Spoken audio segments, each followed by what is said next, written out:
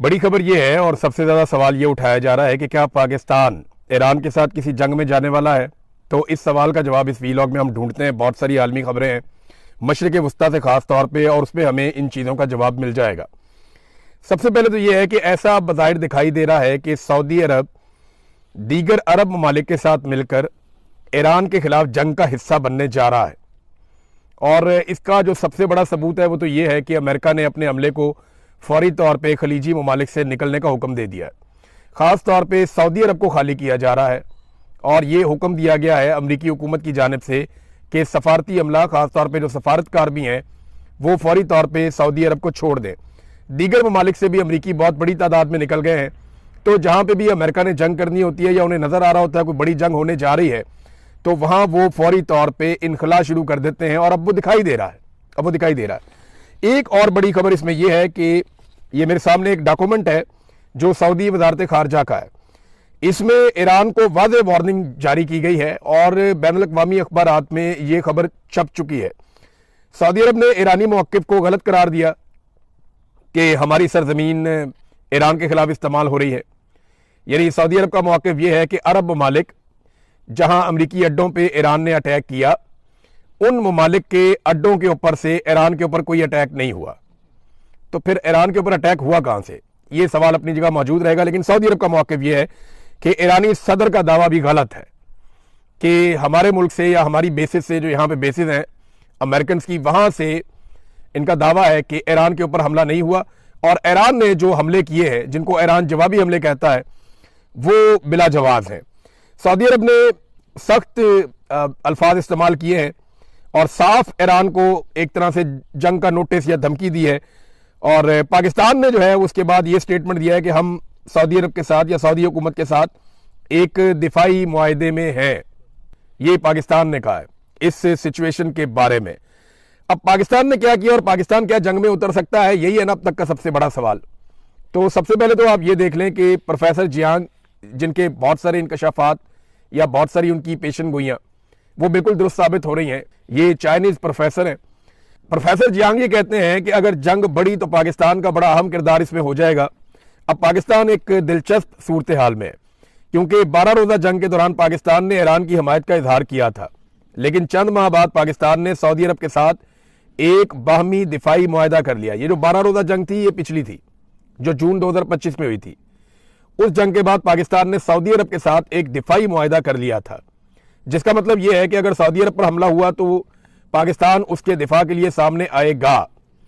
Professor Jiang के मुताबिक अगर इसराइल सऊदी अरब के खिलाफ मजीद फॉल्स फ्लैग कार्रवाइयां करने में कामयाब हो जाता है और सऊदी अरब ईरान के खिलाफ जंग का ऐलान कर देता है, तो इस मुआहदे के तहत पाकिस्तान को भी ईरान के खिलाफ जंग में शामिल होना पड़ सकता है।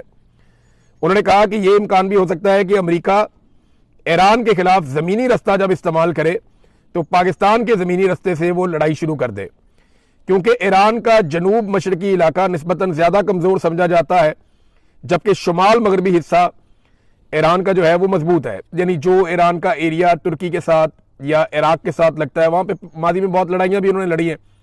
तो उन्होंने अपना सारा जो मिलिट्री इंफ्रास्ट्रक्चर है वो वहाँ पर डेवलप किया है, यहाँ पर उन्होंने नहीं किया। पाकिस्तान की तरफ से उनको लगता था सत्ते खैरा ने, लेकिन यहाँ पर वो कमज़ोर है और ये कहा जा रहा है कि इधर से भी लड़ाई शुरू हो सकती है, अमेरिका ये रास्ता इस्तेमाल कर सकता है। बहरहाल ये तो वक्त बताएगा कि क्या किया जाएगा। लेकिन इस वक्त इसराइल को बहुत मार पड़ रही है और इस लड़ाई का अगर कोई सबसे बड़ा बेनिफिशियरी बनने जा रहा है तो वो इसराइल ही होगा। इसराइल के अलावा कोई नहीं होगा, क्योंकि इसराइल में कभी भी इतने बम नहीं गिरे, इतने मिसाइल नहीं गिरे। इसराइल ने वहां पर जितने भी कैमराज हैं, फुटेज हैं, सारी खत्म कर दी हैं और वो किसी को अलाउ नहीं कर रहा कि सोशल मीडिया के इस्तेमाल के जरिए से तबाही का कोई मंजर बाहर निकाले। आप गौर करें, जब इसराइल ईरान को मारता था या गजा के शहरियों को मारता था, और उस वक्त जब रॉकेट चलते थे और सुरंगों के अंदर जाते थे या जेर ज़मीन पनाहगाहों के अंदर चले जाते थे इसराइली, तो तब बड़ी वीडियोज आती थी नीचे से, तब बहुत सारे मनाजिर आपको दिखाई देते थे। लेकिन अब बिल्कुल कोई किसी किस्म का मंजर दिखाई नहीं दे रहा, फुटेज नहीं आ रही, वीडियोज नहीं आ रही। इसराइली शहरी सारे के सारे कहाँ गए कुछ पता ही नहीं चल रहा। वो एक शदीद ज़हनी तनाव और दबाव का शिकार है और वो ज़हनी मरीज बनते चले जा रहे हैं जो इसराइल के शहरी हैं। और ज़ेर ज़मीन बंकर्स भी अब उनके महफूज नहीं रहे। इंडियन मीडिया के कुछ लोग वापस गए और एक इंडियन सहाफी ने यहां तक दावा किया कि 100 फुट नीचे तक भी जो पनाहगाहें हैं वो भी महफूज नहीं है, उनमें भी नुकसान हुआ है। अभी ये खबर आई है और एक दावा है और मुख्तलिफ मीडिया चैनल में ये चल भी रहा है। दावा ये कहता है कि रूसी खुफिया एजेंसी ने इस बात की तस्दीक की है कि ईरान हाइपरसोनिक मिसाइलों के हमले में, यानी ईरान ने जो हाइपरसोनिक मिसाइलों का हमला किया है उसमें इसराइली लीडरशिप के लिए बनाया गया ज़ेरे ज़मीन बंकर तबाह हो गया और इसमें अभी तक आग लगी हुई है। यानी अब बंकर्स भी उतने महफूज नहीं रहे क्योंकि मिसाइल बहुत बड़े और बहुत हैवी हथियार जो हैं वो इस्तेमाल हो रहे हैं। बंकर में इसराइली हुकूमत, ब्यूरोक्रेसी और फौज के आला हुकाम पनाह लेते थे। अब पता नहीं उस वक्त वहां पे वो थे या नहीं थे, लेकिन इस जगह पे वो पनाह जरूर लेते रहे माजी में। अब कितना नुकसान हुआ है क्योंकि इसराइल का कई जगह पे नुकसान रिपोर्ट हो रहा है और हत्ता के लबनान के करीब नुकसान रिपोर्ट हो रहा है, दीगर कई जगहों पे नुकसान रिपोर्ट हो रहा है, बेसिस के अंदर अमेरिका का नुकसान रिपोर्ट हो रहा है, कुछ अमरीकी फौजी पकड़े गए हैं ये भी दावा किया जा रहा है। तो आप सारी चीज़ों को प्लस माइनस करें तो अमेरिका और इसराइल के लिए अकेले में हालात उतने अच्छे नहीं है। आप नाए हुर्मुज़ बंद होने की वजह से पूरी दुनिया के ऊपर एक दबाव भी है। यूरोप उस तरीके से अमेरिका के साथ खड़ा नहीं हुआ, तो क्या पाकिस्तान खड़ा हो जाएगा? अब पाकिस्तान ने ना इस वक्त कुछ ऐसी डिमांड्स की हैं सऊदी अरब से जो ये बताती हैं कि पाकिस्तान जंग का हिस्सा बनने जा रहा है। मैं ये क्यों आपको कह रहा हूं, इसका जरा मैं आपको आसानी के साथ समझा देता हूं। देखिए, सऊदी अरब इस वक्त जंगज़दा मुल्क बना हुआ है, उनकी ऑयल की रिफाइनरीज खतरे में है, अब नाए हुर्मुज़ बंद है, उनकी तजारत भी बंद है, सऊदी अरब के अंदर बम भी गिर रहे हैं और सऊदी अरब के अंदर कारोबारी जिंदगी मुअत्तल है या खराब हुआ है। अब ऐसी सूरत हाल में जब एक मुल्क इतने दबाव में हो तो क्या दूसरा मुल्क उससे पैसे मांग सकता है, उससे माल का तकाजा कर सकता है? नहीं कर सकता ना। ये इखलाकी नुक्ता नजर से भी जायज नहीं है और किसी भी हवाले से आप देखें तो जायज नहीं है। लेकिन पाकिस्तान ने ऐसे वक्त में जब सऊदी अरब शदीद दबाव में है, पाकिस्तान ने खतरात से घिरे हुए एक मुल्क से उसके तेल के रस्ते बंद होने के बावजूद, माशी दबाव के बावजूद पैसा मांग लिया है। पाकिस्तान ने मांगा क्या, ये जरा आप देख लीजिए, इसमें आपको सारी कहानी मिल जाएगी। ये दुनिया भर के मीडिया में छप गया। 10 साल के लिए पाकिस्तान ने $5 अरब का डिपॉजिट मांगा है कि हमें कर्जा दे दें आप $5 अरब और 10 साल के लिए वो डिपॉजिट आप हमारे पास रखें। अच्छा, याद रखिएगा सऊदी अरब का पहले ही पैसा पाकिस्तान के पास है, तो बहुत मुमकिन है ये वही पैसा जो है उसको 10 साल के लिए पाकिस्तान कह रहा है कि आप इसको हमारे अकाउंट में रहने दें, पैसे को आप ये पैसा अगले 10 साल तक हमारे अकाउंट से ना निकालें। 8 चीजें मांगी है पाकिस्तान ने सऊदी अरब से, जो 2 बड़ी चीजें मैं आपको बता देता हूं। नंबर 1 तो ये है कि 10 साल के दिए $5 अरब आप हमारे कौमी खजाने में जमा रहने दें। नंबर 1, ये कोई पैसा हमें वो दे नहीं देंगे लेकिन हमारे कौमी खजाने में जमा रहेगा। नंबर 2, $5 अरब की तेल की सहूलत हमें दी जाए, यानी में जो उधार तेल देता है सऊदी अरब उसकी मिकदार जो है वो $5 अरब तक कर दे। पहले मेरे ख्याल में $1.2 अरब थी, किसी दौर में ये $2 अरब भी थी, लेकिन अब पाकिस्तान ने डिमांड किया कि $5 अरब का तेल, तो ये $10 अरब की पाकिस्तान ने सहूलत मांगी है और ये उधार है, ये वो पैसा नहीं है जो सऊदी अरब देगा और पाकिस्तान का हो जाएगा। ये एक उधार पैसा है जो पाकिस्तान मांग रहा है। देखिए पाकिस्तान ने करना क्या है, क्या लड़ाई में वाकई उतर जाना है? पूरे पाकिस्तान में लोग एक ही सवाल पूछ रहे हैं ना, पाकिस्तान के पास रास्ता ही कोई नहीं है।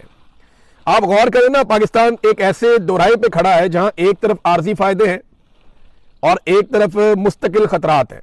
यानी आर्जी फायदा आप ये उठा सकते हैं कि थोड़ा पैसा ले लें, अपनी इकोनॉमी को स्टेबल कर दें, सऊदी अरब के साथ खड़े हो जाएं, और मुस्तकिल खतरात ये है कि फिर आपका एक पूरा बॉर्डर और वल्नरेबल हो जाएगा। आपने इंडिया के बॉर्डर के साथ कभी नॉर्मलाइजेशन नहीं होने दी, ना इंडिया ने होने दी। अब अफगानिस्तान के साथ भी आपका वही पंगा है, रोजाना लड़ाई हो रही है। अब ईरान के साथ भी अगर आप ये करेंगे तो पाकिस्तान का कोई एक बॉर्डर भी महफूज नहीं रहेगा। सिर्फ चाइना का छोटा सा बॉर्डर है और वो महफूज होने की वजह यह है कि हमने उनके पैसे देने हैं। अगर हमने उनके पैसे ना देने हो, वो भी एक दिन आएगा चाइना कहेगा गवादर हमारे हवाले करो भाई, जो पैसा तुमने लिया हुआ है, इतनी बड़ी अमाउंट आपने $60 अरब के आप चाइना से कर्जे ले रहे थे डेवलपमेंट के नाम पे, अब वो पैसा वापस तो करना है। अगर आप पैसा वापस नहीं करेंगे तो क्या देंगे उन्हें? वो मुझे पता है कि क्या आपको देना पड़ेगा। गवादर जाके देखें चाइना ने कैसा बना दिया और उसको किस तरीके से उन्होंने डिजाइन किया है। एक तरफ तो आर्जी फायदे हैं, मैंने आपको बताया, और एक तरफ मुस्तकिल खतरात है। एक तरफ अमीर तरीन सऊदी अरब है और दूसरी तरफ मुसीबतों से घिरा हुआ सुपर पावर से जंग लड़ता हुआ ईरान है। तारीख ना अपने आप को दोहरा रही है। हम 50 साल पीछे चले जाए ना तो हमारे पास एक डिक्टेटर था ज़ियाउल हक, उसने जो पाकिस्तान के साथ किया और जो हालात उस वक्त थे लगभग वही हालात पाकिस्तान के वापस पैदा हो चुके हैं। अमेरिका और अमेरिका के इत्तेहादियों के साथ मिलकर अरब ममालिक की मदद से अफगानिस्तान में पाकिस्तान ने जहाद की बुनियाद रखी थी। आपको याद है तब भी अमेरिका था, अमेरिका के इत्तेहादी थे और अरब ममालिक थे, और अफगानिस्तान का बैटल ग्राउंड था जहां पे पाकिस्तान ने कहा कि ये जहाद है। उस लड़ाई में पाक फौज, तालिबान, अरब और अमरीकियों ने एक साथ मिलकर शाना बशाना ये लड़ाई लड़ी थी, और बाद में उन्हीं तालिबान ने, जिनको तैयार किया गया, अफगानिस्तान के तमाम धड़ों को शिकस्त देकर इक्तदार पर कंट्रोल हासिल कर लिया था। आज एक मरतबा फिर पाकिस्तान वही खड़ा है। आज ईरान में रजीम चेंज करना मकसद है, और उसके लिए एक बार फिर अरब ममालिक, पाकिस्तान, अमेरिका, इसराइल, उनके इत्तेहादी, वो सारे फिर उसी मुकाम पे दोबारा से खड़े हैं। तब भी बहुत सारे जर्नैल और सियासतदान अमीर हो गए थे, आज भी इम्कान है कि बहुत सारे जर्नैल और सियासतदान अमीर हो जाएंगे। तब भी पाकिस्तान में गैर आईनी हुक्मरान थे और उनको और उनके इकदाम को तहफ़्फ़ुज़ मिल गया था। ज़िया-उल-हक था ना, ज़िया-उल-हक को और उसके इकदाम को तहफ़्फ़ुज़ मिल गया था इस वफादारी के बदले में। आज भी पाकिस्तान में गैर आईनी हुकूमत है, एक डिक्टेटरशिप है, आसिम मुनीर साहब कंट्रोल करते हैं, तो इनको भी तहफ़्फ़ुज़ मिल सकता है। वही मामला आज भी है। तब भी पाकिस्तान ने अपनी एक लंबी सरहद हमेशा के लिए कुर्बान कर दी थी और एक मुस्तकिल खतरा ले लिया था, और आज भी पाकिस्तान की एक और सरहद गैर महफूज होने की तरफ जा रही है, और यही खतरा बदस्तूर मौजूद है। तो पाकिस्तान को बड़े होश के साथ फैसला करना पड़ेगा, लेकिन फैसला तो हो चुका, पार्लियामान में डिस्कस ही नहीं किया। यानी जब पाकिस्तान सऊदी अरब के साथ दिफाई मुआहदा करने जा रहा था तो पार्लियामान में पाकिस्तान ने डिस्कस नहीं किया। पार्लियामान में डिस्कस करते तो यह शर्त रखी जाती कि अगर सऊदी अरब किसी हमारे दोस्त, हमसाया, मुसलमान ब्रादर इस्लामी मुल्क से लड़ेगा तो हम इस लड़ाई का हिस्सा नहीं बनेंगे, अगर किसी दुश्मन से लड़ेगा तो लड़ाई का हिस्सा बनेगा। कोई कंडीशन रखी जा सकती थी ना, लेकिन कंडीशन रखी नहीं गई। यह कहा गया कि सऊदी अरब पर हमला, पाकिस्तान पर हमला, और पाकिस्तान पर हमला क्या सऊदी अरब पर हमला होगा या नहीं होगा, इस सवाल का जवाब अभी तक हमारे पास नहीं है। हाँ, लेकिन एक बात है, अब इसको ना हमारे मौलवी, ये जो दरबारी मौलवी हैं पाकिस्तान के अंदर बेशुमार, ये इसको मक्का और मदीना की हिफाजत करार देंगे। वो कहेंगे जनाब कि हम तो हरम की हिफाजत के लिए जा रहे हैं, एक हूं मुस्लिम हरम की पासबानी के लिए, नील के साहिल से लेकर ताबका के काशगर। ऐसे ऐसे शेर आपको मौलवियों ने सुनाने ना, ऐसा ऐसा आपको जज्बाती करना है ना कि जैसे मक्का और मदीना को खतरा इसराइल से नहीं है, ईरान से है। अब ये मौलवी आपको ये कहानियां सुनाएंगे और आपको लड़ाई की तरफ रागिब करेंगे अगर ये माहौल बन गया तो। मैं कंडीशन अभी भी रख रहा हूं, मुझे अभी भी पता नहीं क्यों उम्मीद है कि शायद कोई होश के नाखून ले और इस लड़ाई से पाकिस्तान को बचाया जाए, लेकिन बज़ाहिर चीजें उसी तरफ जाती हुई दिखाई दे रही हैं। जिस तरह पाकिस्तान ने 10 अरब डॉलर की फैसिलिटीज मांगी है ना, उधार मांगा कि 5 अरब डॉलर तो उधार दे दो, हमारे अकाउंटों में आप रख दें 10 साल के लिए। कुछ और चीजें भी मांगी हैं, IMF के वाले से भी मदद मांगी है, और साथ में 5 अरब डॉलर का उधार तेल भी आप हमें दे दें, फैसिलिटेट कर दें। जिस तरह पाकिस्तान ने मांगा है, इससे तो ये लगता है कि पाकिस्तान एक सौदेबाजी कर रहा है। अब मक्का और मदीना तो कोई खतरे में है नहीं, और ईरान से तो मक्का और मदीना को खतरा होना नहीं चाहिए, मुसलमान तो सारे उसकी हिफाजत के लिए हैं। लेकिन मुझे ऐसा लगता है, और कुछ सोर्सेज ये कहते हैं कि कुछ ना कुछ ऐसा होने वाला है अरब ममालिक में जिसके बाद इस लड़ाई का जवाब बन जाएगा। ये मैं आपको फिर बता देता हूं कि आने वाले दिनों में कुछ ना कुछ ऐसा होगा अरब ममालिक में जिसके बाद लड़ाई का जवाब पैदा कर दिया जाएगा या लड़ाई का जवाब बन जाएगा। पाकिस्तान की पॉलिसी जो है ना, वो बड़ी प्रो इसराइल है। मैं ये देख रहा हूं कि पाकिस्तान वो सारी चीजें कर रहा है जिससे इसराइल को फायदा हो रहा है। बोर्ड ऑफ पीस के अंदर जाना, अमेरिका को दरखास्त करना कि हम अपनी फौज भेजना चाहते हैं गाजा में, फिर सऊदी अरब के साथ एक दिफाई इत्तेहाद में जाना, फिर इसराइल और अमेरिका की मजम्मत नाम लिए बगैर करना, उनका यानी नाम भी ना लेना, उनकी मजम्मत भी ना करना, फिर ईरान की मजम्मत करना कि वो अमरीकी अड्डों पे अटैक क्यों कर रहा है। ये सारी चीजें ना इसराइल को बहुत फायदा दे रही है, और अगर पाकिस्तान इस लड़ाई में उतर जाएगा तो इसराइल और पाकिस्तान जब शाना बशाना लड़ेंगे तो ईरान के लिए बहुत मुश्किल हो सकता है।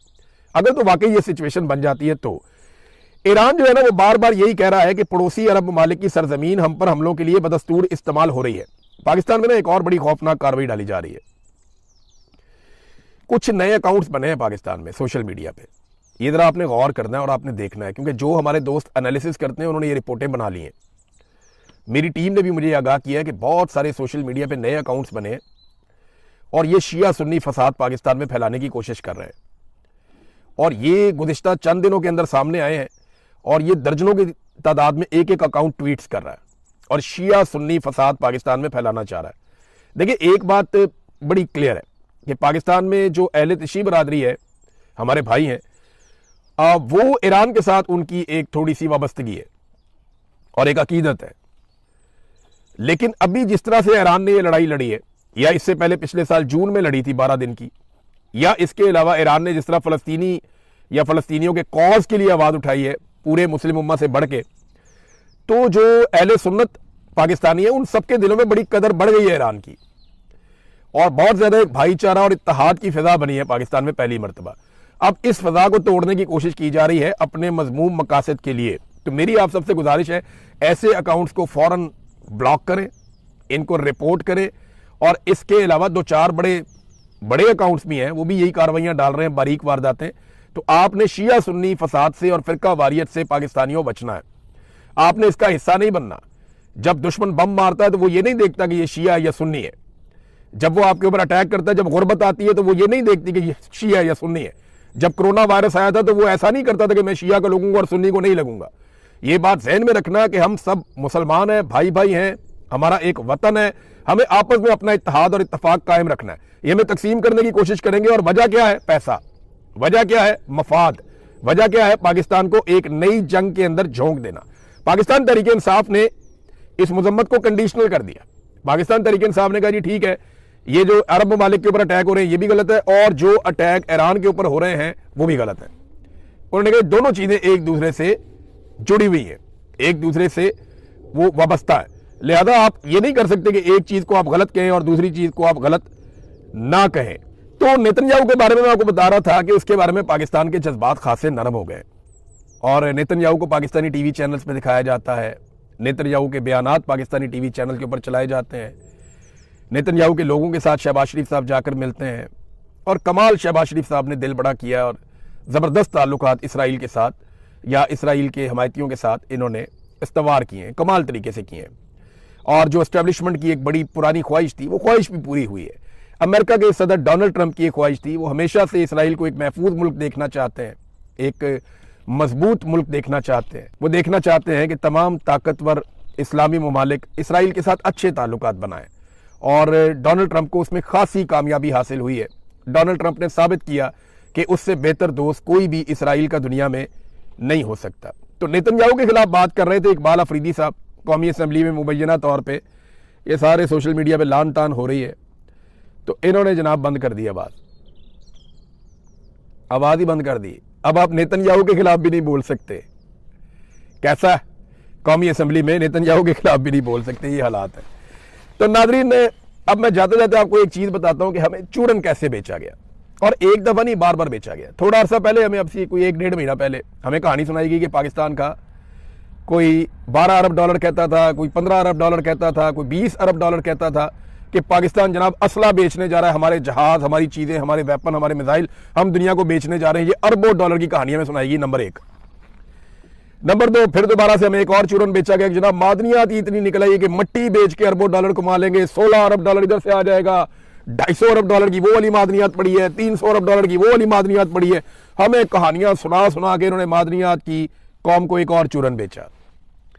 फिर इन्होंने कहा जी ग्रीन इनिशिएटिव हम लेने जा रहे हैं, कोई 15 अरब डॉलर इससे भी आने वाला है, तो हम तो बड़ा पैसा कमाएंगे।